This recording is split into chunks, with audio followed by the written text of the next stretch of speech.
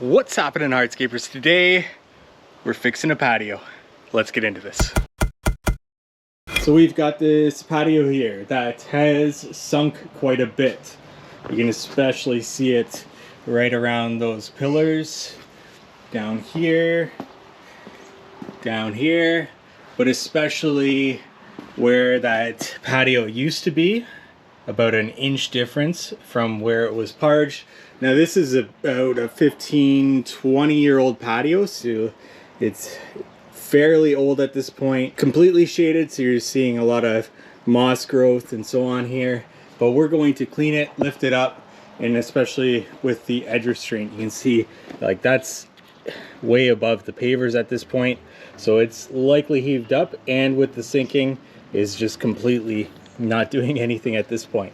So we're gonna get this all fixed, beginning with a lift and then scraping out the bedding layer, and followed by a disposing of the bedding layer, putting a new bedding layer in, installing the pavers, and we're gonna get going here. Let's get into this.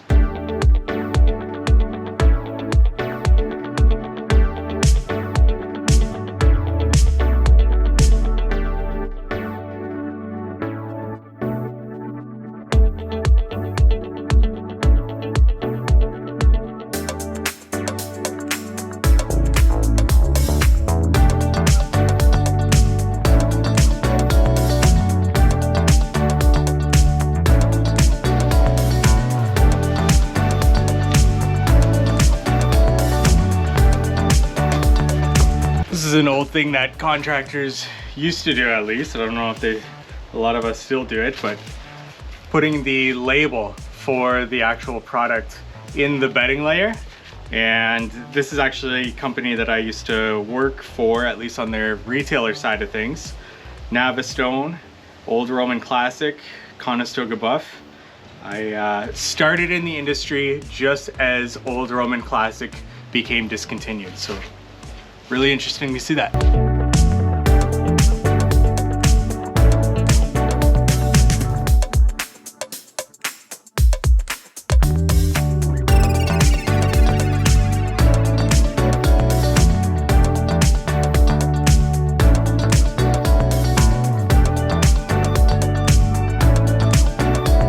So this is why I always remove the bedding layer when I do a lift and relay.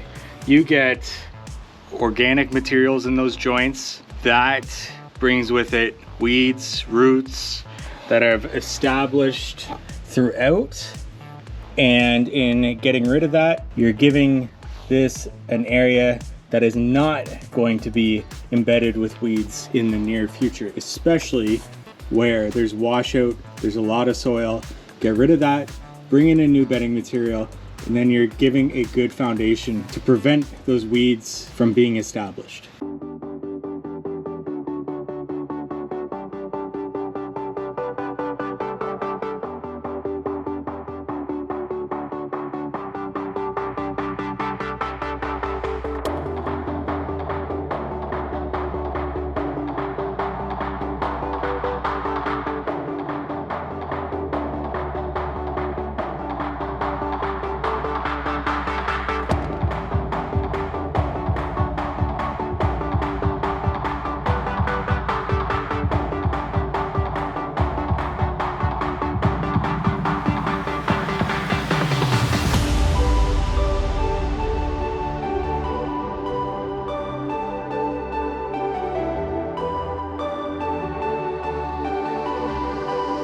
So if you see me with my phone as I'm looking at it, I took pictures of everything. It wasn't a pattern, it was laid randomly, but I want to match that perfectly just because of the curves and the posts. I don't want to run into a situation where if I lay just however I would lay randomly, I don't match up with the current cuts. So that's why lift and relay, if you're getting into curves or getting into paving around posts, I like to take a picture of everything and then lay referencing that. It takes longer, but it saves a lot more headaches in the long run.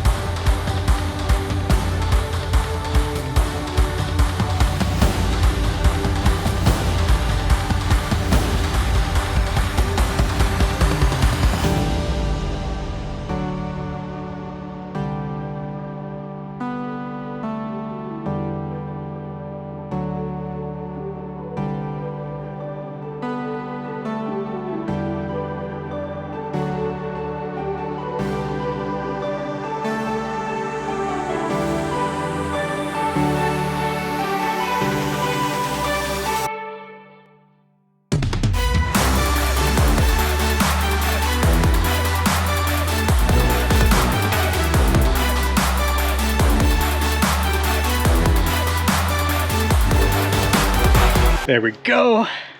Nice level patio with a slight slope away from the foundation. Polymeric sand installed, complete.